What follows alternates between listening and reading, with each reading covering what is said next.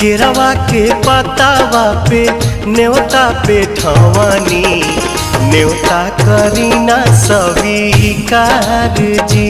हाँ लिहिना या रख मोर आदित्य गोसाइया, परती के सुन ली पुकार जी।